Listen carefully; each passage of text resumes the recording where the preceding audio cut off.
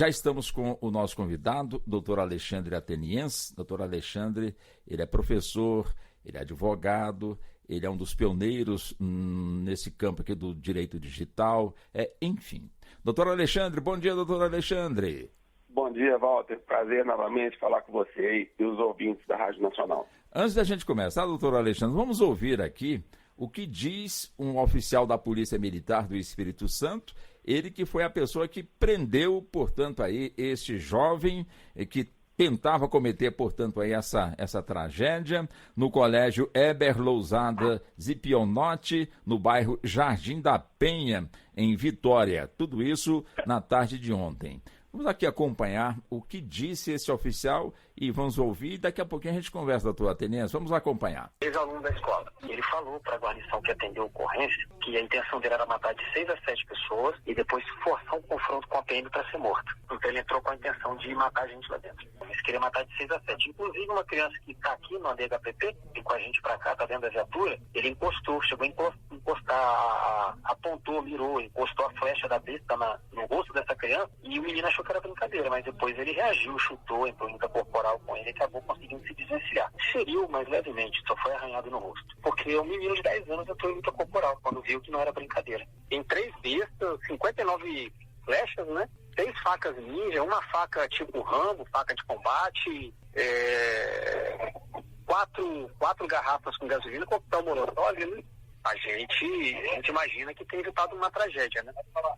Para que entrar com esse material numa escola de ensino fundamental? Não entrou em detalhes, não falou nada, tá quieto, não diz porquê, só fala que foi, entrou e não entra em detalhes disso. 18 anos, ex-aluno, a gente vai entregar a ocorrência, entregar os materiais, a Polícia Civil vai ouvi-lo no auto de prisão em flagrante, né? E assim, a gente tem um projeto de policiamento comunitário lá, que é o Rede Comunidade Segura. Um cidadão, morador de Jardim da Penha, que faz parte do projeto, é conselheiro de segurança do bairro. Ele viu o problema, viu o corre-corre, já ligou para o celular de um policial que trabalha na nossa região e a polícia chegou com menos de 1 minuto na escola. Então essa parceria, comunidade, polícia militar, por meio do projeto Rede Comunidade Segura, permitiu esse acionamento rápido, essa chegada rápida. E isso que evitou a tragédia, né? Os funcionários da escola também foram heróis, conseguiram detê-lo no primeiro momento, né? Conseguiram segurar no primeiro momento, mas aí as polícias chegou rapidamente também e deu esse apoio para evitar que a coisa piorasse, ele conseguisse sair das mãos dos funcionários e pegar uma lá daquela e ferir alguém, porque estava com faca, um monte de coisa, né? E esse jovem, pelas imagens, ele estava com a indumentária, as vestes como se fosse um cavaleiro medieval, o cabelo comprido, enfim. E quando o policial fala em besta, apenas aqui para esclarecer para o nosso ouvinte, para lançar, é um lançador de flechas, aquele que você posiciona na altura do peito, aciona, portanto, um dispositivo e a flecha, então, é lançada, diferente, portanto, de um arco.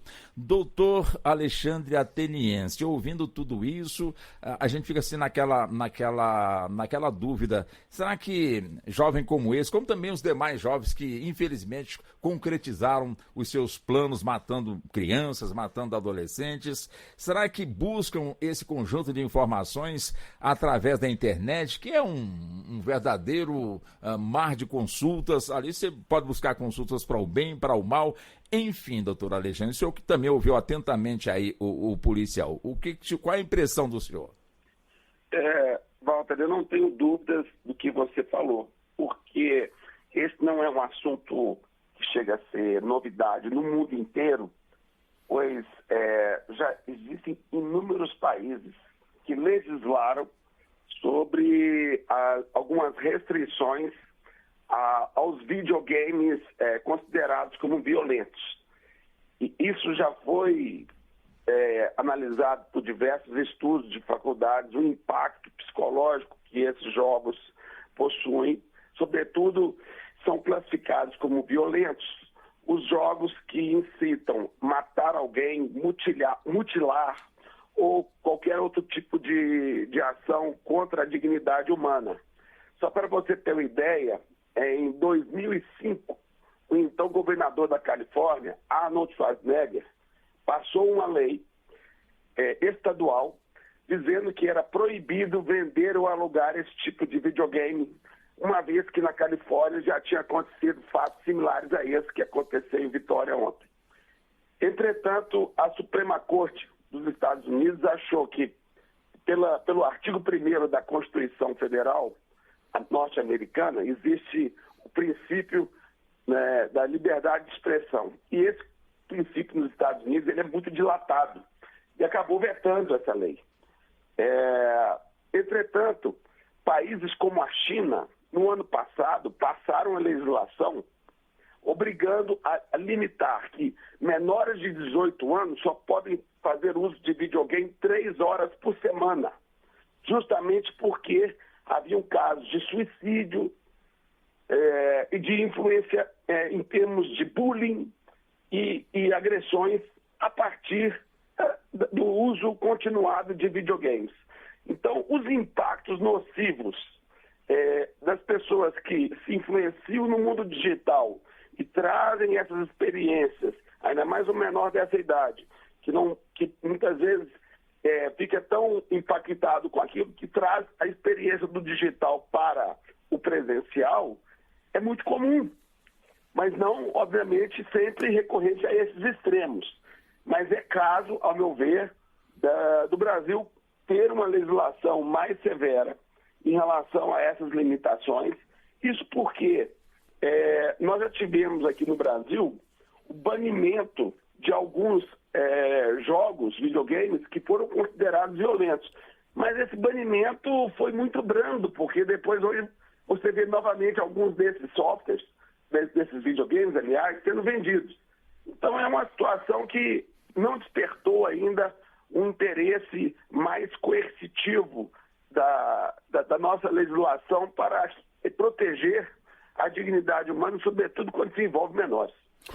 Dentro de casa, o que é possível os adultos que estão dentro de casa fazerem para evitar realmente que um jovem que está no mesmo habitat ou uma criança tenha acesso ou, de alguma maneira, passe não 3 horas, como transformou em lei nos Estados Unidos, mas, infelizmente, temos aí não só jovens, como também adultos, que passam a se brincar 24 horas diante de um videogame com os seus jogos, doutor Ateniense.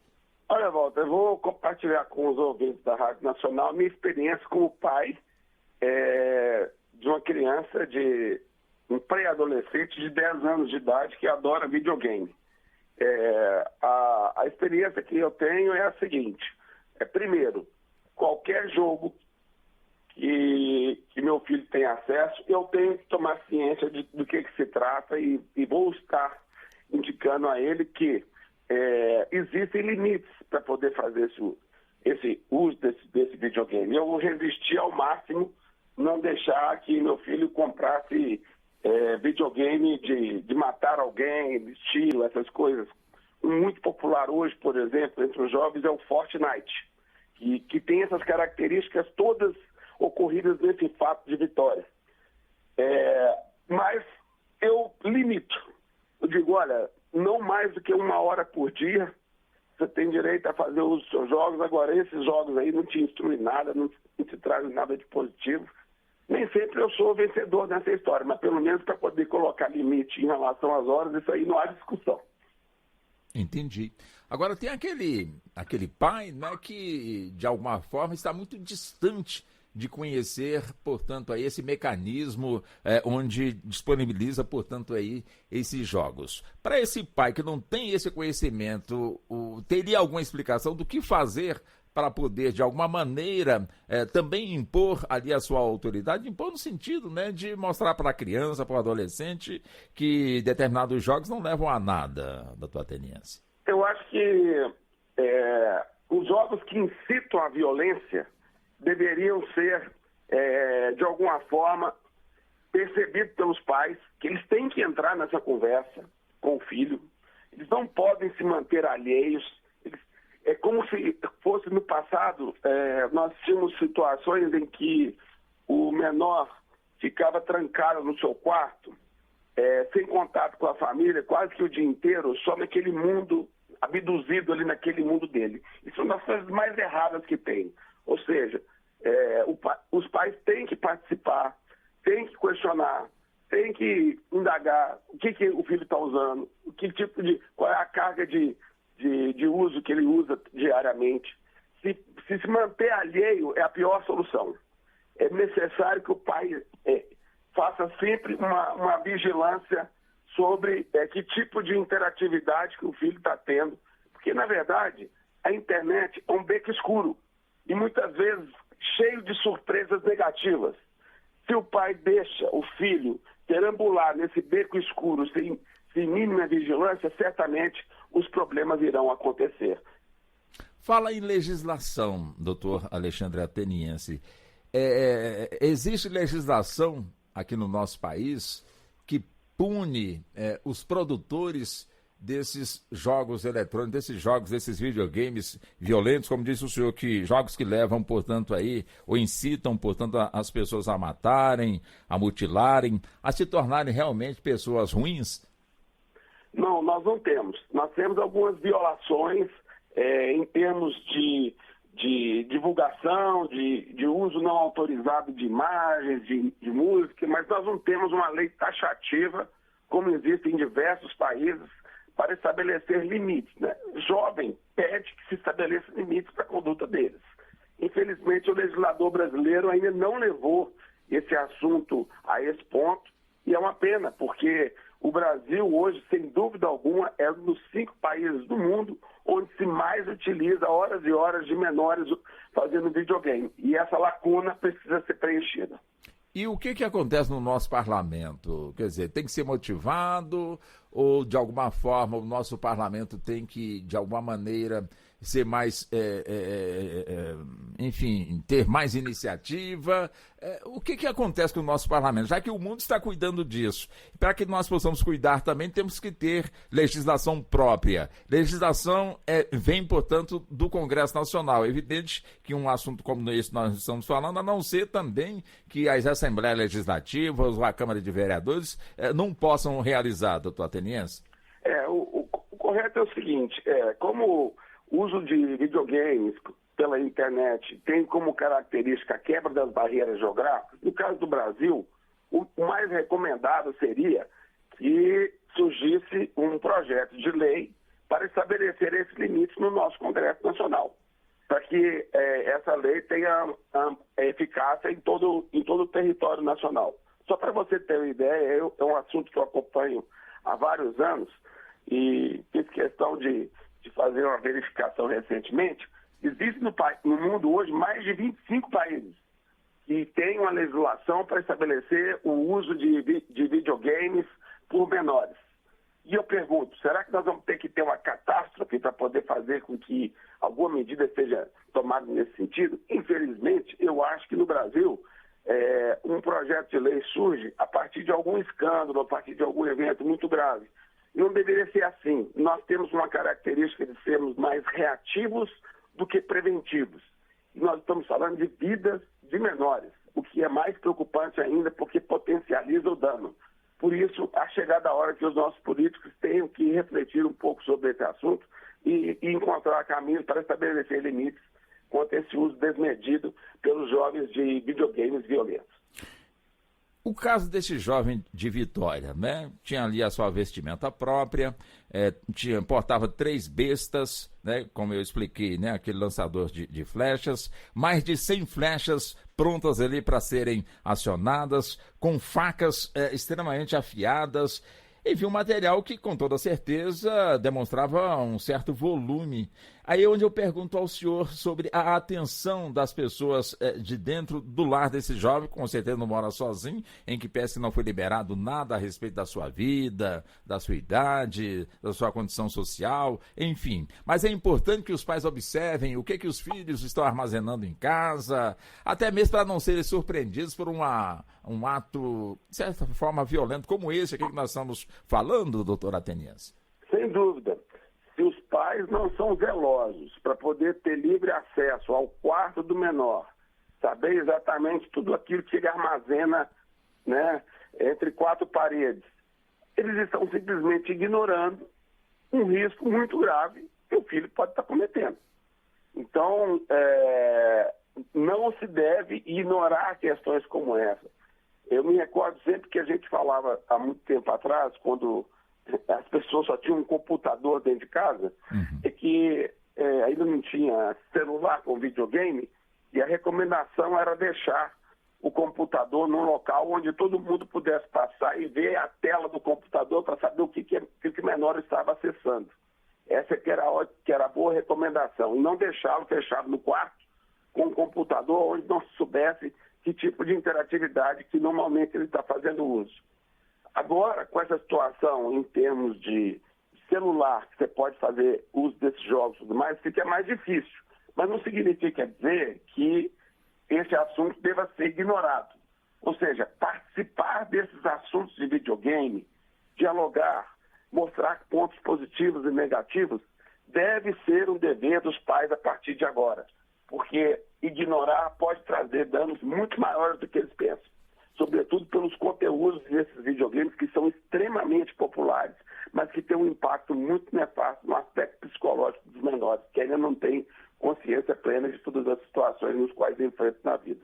Quer dizer, já não é hora de ter nas escolas, eu não digo disciplina, mas uma vez por semana, algum tipo de explicação, de orientação, de interação a respeito desses jogos, trazendo justamente a juventude para a discussão, e nessa discussão mostrar para ela realmente os riscos que tem, de que forma evitar, portanto, aí uma dependência, de que forma também incorporar aquele personagem do jogo e tentar fazer o mesmo que esse personagem faz, matar, mutilar. Quer dizer, já não está passando da hora das escolas, de alguma forma, também partirem para esse tipo enfim, eu não digo confronto, mas pelo menos de iniciativa, doutor Atenias? Olha, eu concordo plenamente com o seu ponto de vista e digo mais. Eu reparo que muitas escolas têm um raciocínio de que fatos como esse não são de uma responsabilização objetiva, direta das mesmas, porque tais fatos acontecem enquanto a criança está no seu lar e não durante o período escolar. Mas, ao meu ver, isso não exime a escola do dever de orientar, de educar. Então, eu sou defensor de uma ideia, que já falei para alguns clientes que são do ramo educacional, que pelo menos uma vez por ano deveria ser feito uma semana de prevenção aos incidentes que podem acontecer na internet. E a questão do videogame, obviamente, seria um dos pontos em pauta para poder levar aos alunos esclarecimentos sobre os riscos que envolvem a utilização não só de videogames violentos, mas também de publicação de conteúdos ofensivos, bullying e pedofilia e tudo mais. Eu acho que eu tenho um exemplo muito interessante da Inglaterra, que todo ano premia a escola. Teve o projeto de iniciativa com maior impacto em termos de levar essa mensagem para os jovens. Era hora do Brasil avançar em termos de amadurecimento para poder fazer algo preventivo e tão eficaz como está acontecendo. É um bom exemplo a ser copiado para o Brasil. Em que pese também, né, doutora Atenias, quando a gente levanta esse assunto, né, quando a gente cita a escola, pode ser outra instituição, né, as igrejas, por exemplo, também poderiam estar nessa. A gente fala escola porque a gente imagina logo, né, a importância de uma escola, não que as demais instituições também não sejam importantes, mas normalmente nesse tipo de debate tem sempre aqueles, mas se a gente entrar nesse assunto pode despertar interesse naquele que ainda não acordou para o assunto e a coisa pode ficar mais gravosa. Quer dizer, como é que o senhor vê também esse tipo de posicionamento, a como realmente realizar? Eu gostei muito dessa sugestão do senhor, dessa proposta de uma vez por ano, fazer uma semana, né, preventiva contra, portanto, aí, esse lado negativo, enfim, da internet. Como é que o senhor vê também esse ponto quando as pessoas... mas pode despertar o outro lado de uma criança que ainda nem sabe que isso existe, doutor Atenias?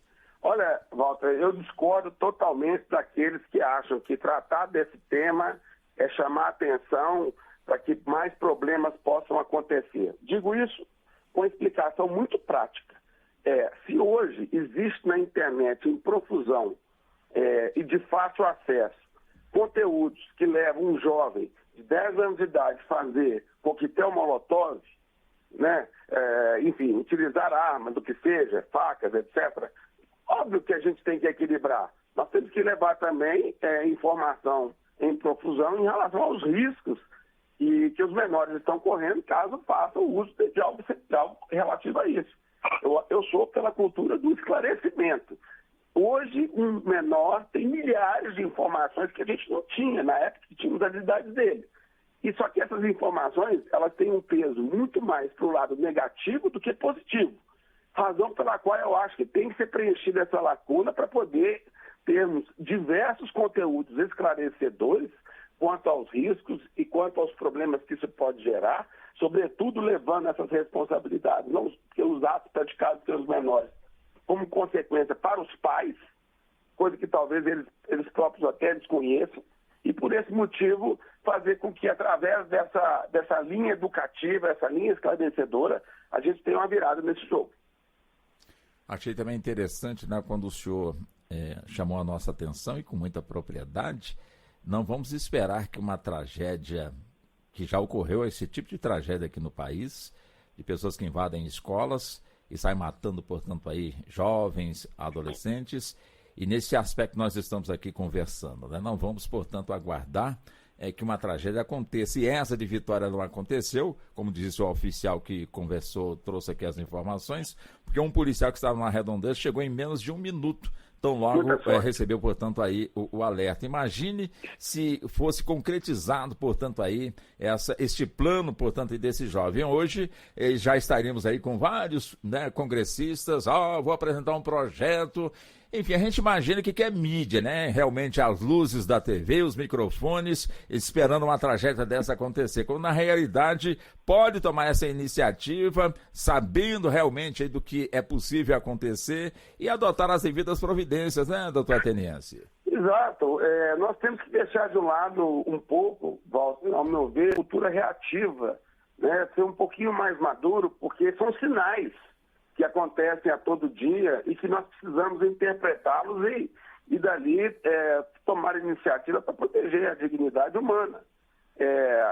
Como a gente está cansado de ver, parece que até um fato recorrente, nos Estados Unidos existem inúmeros casos, né, de menores que entram nas escolas fortemente armados.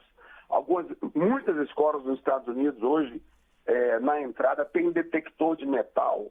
Isso não é uma prática que existe no Brasil, mas lá, como é um país onde você compra armas em supermercado, consequentemente, o resultado disso é que facilita, como facilitou para esse menor de 10 anos, ter acesso a facas, a coquetel molotov, esse tipo de coisa, porque alguém facilitou a venda para ele. Ele pode ter comprado até pela internet. E certamente não há uma fiscalização rigorosa em relação à identificação inequívoca da idade de quem está comprando. E por isso que esses sinais acontecem todo dia. Mas no Brasil, eu gostaria que a gente tivesse uma postura diferente, de não esperar a consumação de uma catástrofe, mas já sabendo que existem sinais claros de que algo pior venha a acontecer, de que se faça, obviamente, um estudo detalhado, pegue essas experiências internacionais e que possamos criar dentro do nosso contexto algo que possa estabelecer limites quanto ao uso da internet para menores, sobretudo quando tem acesso a esses conteúdos violentos. Doutor Alexandre Ateniense, filho do saudoso doutor Aristóteles Ateniense, um dos mais belos advogados profissionais do campo do direito que eu conheci e o entrevistei também, tive esse privilégio de entrevistá-lo por várias vezes, e para mim é uma sequência entrevistar o senhor e lembrando sempre aqui da memória do seu pai. E agradecemos muito aí pela gentileza, tá bom, doutor Alexandre? Muita gratidão pela lembrança saudosa, Walter. Estou sempre à sua disposição aqui e dos ouvintes da Rádio Nacional. Muito obrigado.